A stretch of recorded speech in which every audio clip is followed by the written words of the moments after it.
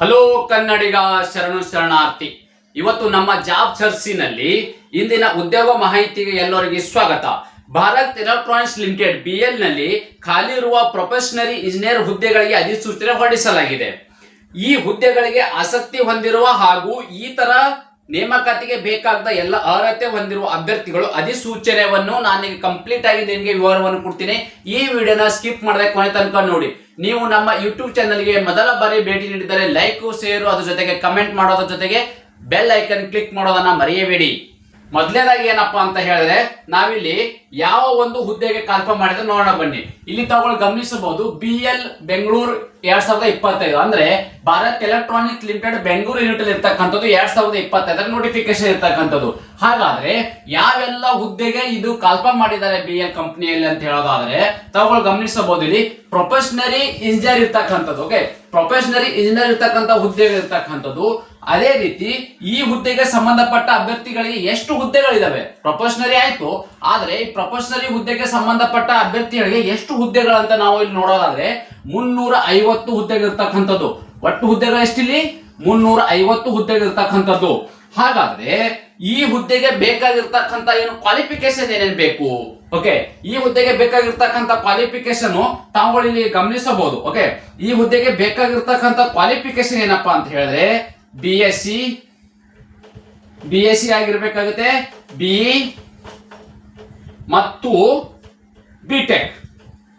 Okay,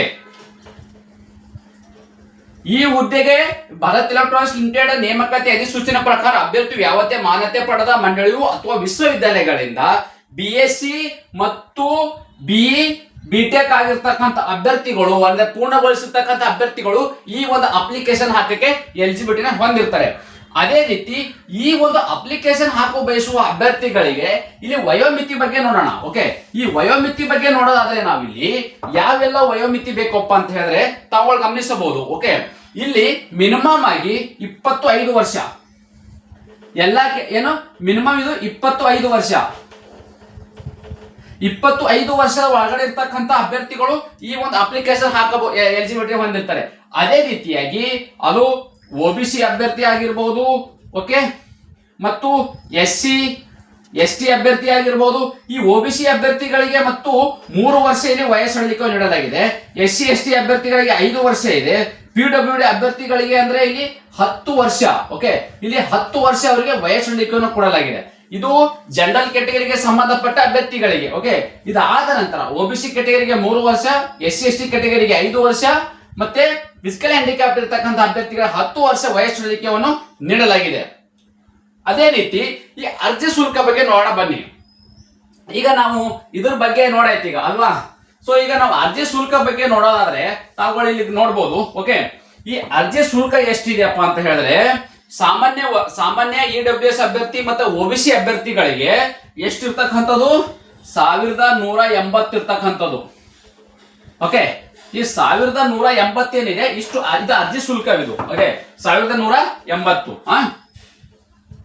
ಅದ್ರ ಜೊತೆಗೆ ಇನ್ನೊಂದೇನಪ್ಪ ಅಂದ್ರೆ SC ST ಅಭ್ಯರ್ಥಿಗಳಿಗೆ, PWD ಅಭ್ಯರ್ಥಿಗಳಿಗೆ, ESM ಅಭ್ಯರ್ಥಿಗಳಿಗೆ ಅರ್ಜಿ ಶುಲ್ಕನೇ ಇರೋದಿಲ್ಲ ಅವರಿಗೆ. ಓಕೆ, SC ಆಗಿರ್ಬೋದು, ST ಅಭ್ಯರ್ಥಿಗಳು ಮತ್ತು PWD ಅಭ್ಯರ್ಥಿಗಳಿಗೆ, ಅದೇ ರೀತಿ ESM ಈ ಅಭ್ಯರ್ಥಿಗಳಿಗೆ ಅರ್ಜಿ ಶುಲ್ಕದಿಂದ ವಿನಾಯಿತಿಯನ್ನು ನೀಡಲಾಗಿದೆ. ಹಾಗಾದ್ರೆ ಈ ಏನು 1180 ರೂಪಾಯಿನ ಅರ್ಜಿ ಶುಲ್ಕವಿದೆ, ಈ ಅರ್ಜಿ ಶುಲ್ಕವನ್ನು ಹೇಗೆ ಪಾವತಿಸಬೇಕಪ್ಪ ಅಂತ ಹೇಳಿದ್ರೆ ಆನ್ಲೈನ್ ಮುಖಾಂತರ ಅರ್ಜಿ ಪಾವತಿಸಬೇಕಾಗಿದೆ. ಆನ್ಲೈನ್ ಮುಖಾಂತರ ಹೇಗೆಪ್ಪ ಅಂತ ಹೇಳಿದ್ರೆ ನಿಮ್ದು ಡೆಬಿಟ್ ಕಾರ್ಡು, ನೆಟ್ ಬ್ಯಾಂಕಿಂಗು ಮತ್ತು UPI ಬ್ಯಾಂಕಿಂಗ್ ಮೂಲಕ ನಿಮ್ಮ ಈ ಒಂದು ಅರ್ಜಿ ಶುಲ್ಕ ಏನು ಫೀ ಇದೆ ನೀವು ಇದು ಪೇ ಮಾಡಬಹುದಾಗಿದೆ. ಇದಾದ ನಂತರ ಆಯ್ಕೆಯಾದ ಅಭ್ಯರ್ಥಿಗಳಿಗೆ ಪ್ರತಿ ತಿಂಗಳ ಸಿಗ್ತಕ್ಕಂಥ ವೇತನವೆಷ್ಟು? ಓಕೆ, ಈ ಪ್ರತಿ ತಿಂಗಳ ಸಿಗ್ತಕ್ಕಂಥ ವೇತನ ನೋಡೋದಾದ್ರೆ ಇಲ್ಲಿ ನಾವಿಲ್ಲಿ ಮೊದಲನೇದಾಗಿ 40,000. ಓಕೆ, 40,000ದಿಂದ 1,40,000 ಇದು ಪ್ರತಿ ತಿಂಗಳು ಸಿಗ್ತಕ್ಕಂಥ ಸ್ಯಾಲರಿ. ಅಂದ್ರೆ ನಿಮ್ಗೆ ಇದು 40,000 ರೂಪಾಯಿ ಏನಿದೆ ಇದು ನಿಮ್ಗೆ ಇದು ಬೇಸಿಕ್ ಇರ್ತದೆ. ಓಕೆ, ಈ 40,000 ರೂಪಾಯಿ ಏನಿದೆ ಬೇಸಿಕ್ ಇದೆ.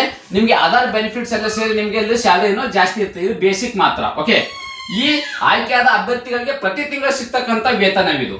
ಓಕೆ, ಮತ್ತು ಈ ಅಭ್ಯರ್ಥಿಗಳನ್ನ ಫೈನಲ್ ಆಗಿ ಆಯ್ಕೆಯನ್ನು ಹೇಗೆ ಮಾಡ್ತಾರೆ, ಈಗ ನಾವು ಇನ್ ಡೀಟೇಲ್ಸ್ ಆಗಿ ನೋಟಿಫಿಕೇಶನ್ ನೋಡ್ತಾ ಇದ್ದು ಏನಾಯ್ತು, ನಮ್ಗೆ ಯಾವ ಹುದ್ದೆ ಕರೆದಿದ್ದಾರೆ ಕಾಲ್ಫಾರ್ಮ್ ಪ್ರೊಫೆಷನರಿ ಹುದ್ದೆಗಳಿಗೆ ಕರೆದಿದ್ರೆ ಇಂಜಿನಿಯರ್ ಇರ್ತಕ್ಕಂಥ ಪ್ರೊಫೆಷನರಿಗೆ ಎಷ್ಟು ಹುದ್ದೆಗಳು 350 ಹುದ್ದೆಗಳು.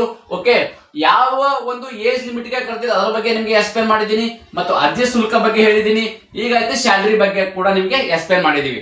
ಹಾಗಾದ್ರೆ ಈ ಎಲ್ಲಾ ಪ್ರೊಸೆಸ್ ಆದ್ಮೇಲೆ ಇದು ಸೆಲೆಕ್ಷನ್ ಪ್ರೊಸೆಸ್ ಅನ್ನ ಹೇಗೆ ಮಾಡ್ತಾರಪ್ಪ ಅಂತ ಹೇಳಿದ್ರೆ, ಆಯ್ಕೆ ವಿಧಾನ ಹೇಗೆ ಮಾಡ್ತಾರಪ್ಪ ಅಂತ ಹೇಳಿದ್ರೆ, ಭಾರತ್ ಎಲೆಕ್ಟ್ರಾನಿಕ್ಸ್ ಲಿಮಿಟೆಡ್ ನೇಮಕಾತಿ ಅಧಿಸೂಚನೆ ಪ್ರಕಾರ ಕಂಪ್ಯೂಟರ್ ಆಧಾರಿತ ಪರೀಕ್ಷೆ ಮತ್ತು ಸಂದರ್ಶನ ಅಂದ್ರೆ ನಿಮ್ಗೆ ಇಲ್ಲಿ CBT ಎಕ್ಸಾಮ್ ನಡೆಸ್ತಾರೆ.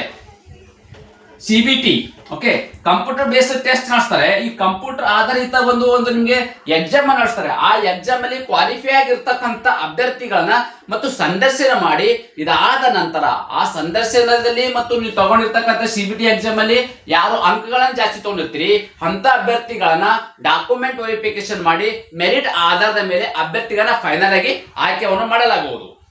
ಹಾಗಾದ್ರೆ ಈ ಒಂದು ಅಪ್ಲಿಕೇಶನ್ ಹಾಕು ಬಯಸುವ ಅಭ್ಯರ್ಥಿಗಳು ಇದೇನು ಆನ್ಲೈನ್ ಅಪ್ಲಿಕೇಶನ್ ಹಾಕಬಹುದಾಗಿದೆ. ಈ ಆನ್ಲೈನ್ ಅಪ್ಲಿಕೇಶನ್ ಹಾಕು ಬಯಸುವ ಅಭ್ಯರ್ಥಿಗಳು ಇಲ್ಲಿ ಒಂದು ವೆಬ್ಸೈಟ್ ಇದೆ, ಈ BL ಒಂದು ವೆಬ್ಸೈಟ್ ಇದೆ. ಈ ವೆಬ್ಸೈಟ್ ಕೂಡ ನಾನು ನಿಮ್ಗೆ ನನ್ನ ಟೆಲಿಗ್ರಾಮ್ ಚಾನಲ್ ಮತ್ತೆ ಯೂಟ್ಯೂಬ್ ಮತ್ತು ಡಿಸ್ಕ್ರಿಪ್ಷನ್ ಬಾಕ್ಸ್ ಅಲ್ಲಿ ಆ ಲಿಂಕ್ ಅಲ್ಲಿ ನಾನು ಈ ಒಂದು ಆನ್ಲೈನ್ ಅಪ್ಲಿಕೇಶನ್ ಹಾಕಬೇಕಿರ್ತಕ್ಕಂಥ ಒಂದು ವೆಬ್ಸೈಟ್ ಅನ್ನು ಕೊಡ್ತೀನಿ. ಆ ವೆಬ್ಸೈಟ್ ಮೇಲೆ ಕ್ಲಿಕ್ ಮಾಡೋ ಮೂಲಕ ನೇರವಾಗಿ ಅಪ್ಲಿಕೇಶನ್ ಫಾರ್ಮೆಟ್ ಆಗುತ್ತೆ. ನೀವು ನಿಮ್ಮ ಕ್ವಾಲಿಫಿಕೇಶನ್ ಡಾಟಾ ಎಲ್ಲ ಏನಿದೆ ಅಲ್ಲಿ ಅಪ್ಲಿಕೇಶನ್ ನೀವು ಈ ಮುಖಾಂತರ ಹಾಕಬಹುದಾಗಿದೆ. 31/1/2020 ಒಳಗೆ ಅರ್ಜಿ ಸಲ್ಲಿಸಿ ನಮೂನೆಯ ಸಂಖ್ಯೆ ಕೊರಿಯರ್ ಸ್ವೀಕೃತ ಸಂಖ್ಯೆಯನ್ನು ಸುರಕ್ಷಿತವಾಗಿಡಬೇಕು. ಅಂದ್ರೆ ನೀವು ಇಲ್ಲಿ ಏನು ಕಳಿಸಿರ್ತಕ್ಕಂಥ ಏನು ಆನ್ಲೈನ್ ಅಪ್ಲಿಕೇಶನ್ ಹಾಕಿರ್ತೀರಿ, ಈ ಆನ್ಲೈನ್ ಅಪ್ಲಿಕೇಶನ್ ಹಾಕಿರ್ತಕ್ಕಂಥ ಅಭ್ಯರ್ಥಿಗಳು ನಿಮ್ಮ ಆನ್ಲೈನ್ ಅಪ್ಲಿಕೇಶನ್ ಜೊತೆಗೆ ನೀವು ಯಾವೆಲ್ಲ ದಾಖಲಾತಿ ಅಂದ್ರೆ ನಿಮ್ಗೂ BE ಮತ್ತು BTech ಮತ್ತು MSc ಮುಗಿಸಿರ್ತೀರಿ ಅವೆಲ್ಲ ದಾಖಲಾತಿಗಳನ್ನ ಅಟ್ಯಾಚ್ ಮಾಡಿ ನೀವು ಒಂದು BL ಒಂದು ಅಡ್ರೆಸ್ಗೆ ನಿಮ್ ಪೋಸ್ಟ್ ನ ಸೆಂಡ್ ಮಾಡ್ಬೇಕಾಗತ್ತೆ. ಓಕೆ, ಈ ಸೆಂಡ್ ಮಾಡಿರ್ತಕ್ಕಂಥ ಅಪ್ಲಿಕೇಶನ್ ಫಾರ್ಮೆಟ್ ಒಂದು ಜೆರಾಕ್ಸ್ ಕಾಪಿ ಕೂಡ ನಿಮ್ಮ ಹತ್ರನು ಸುರಕ್ಷಿತವಾಗಿ ಇಟ್ಕೋಬೇಕಾಗತ್ತೆ. ಓಕೆ, ಹಾಗಾದ್ರೆ ಇದು ಇನ್ನೊಂದು ಏನಪ್ಪಾ ಮುಖ್ಯವಾಗಿ ಏನಪ್ಪಾ ಅಂದ್ರೆ ಅರ್ಜಿ ಸಲ್ಲಿಸಲು ಪ್ರಾರಂಭ ದಿನಾಂಕ 10/1/2025 ಅಂದ್ರೆ ಆಲ್ರೆಡಿ ಈಗ ಅರ್ಜಿ ಸಲ್ಲಿಸುವ ದಿನಾಂಕ ಆಲ್ರೆಡಿ ಪ್ರಾರಂಭವಾಗಿದ್ದು, ಅರ್ಜಿ ಸಲ್ಲಿಸಲು ಕೊನೆಯ ದಿನಾಂಕ ಯಾವತ್ತಪ್ಪ ಅಂತ ಹೇಳಿದ್ರೆ 31/1/2025 ಇದು ಅರ್ಜಿ ಸಲ್ಲಿಸಲು ಕೊನೆಯ ದಿನಾಂಕವಾಗಿರುತ್ತದೆ.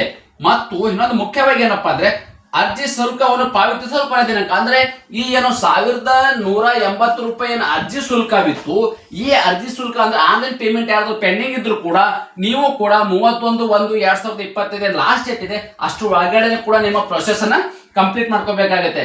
ಈ ತರದ ಒಂದು ಉದ್ಯೋಗ ಮಾಹಿತಿ ನಾನು ಯಾವಾಗಲೂ ತಗೊಂಡ್ ಬರ್ತಾ ಇರ್ತೀನಿ.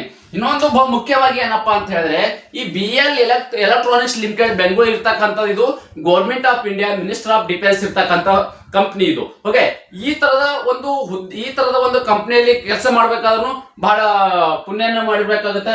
ಯಾಕಪ್ಪ ಅಂದ್ರೆ ಇದು ನಮ್ಮ ಹೆಮ್ಮೆಯ ಬೆಂಗಳೂರಲ್ಲಿ ಇರ್ತಕ್ಕಂಥ ಇದು ಉದ್ಯೋಗ ಸ್ಥಳವಾಗಿರ್ತಕ್ಕಂಥ BL ಯೂನಿಟ್. ಅದೇ ರೀತಿ ಈ ಒಂದು ದೊಡ್ಡ ಕಂಪ್ನಿ ಇದು. ಓಕೆ, ಇಲ್ಲಿ ಸಾವಿರಾರು ಜನಗಳು ಇರ್ತಕ್ಕಂಥದ್ದು ಮತ್ತು ದೇಶದ ರಕ್ಷಣೆಗೆ ಉಪಕರಣಗಳನ್ನು ಇಲ್ಲಿ ಮಾಡ್ತಾರೆ.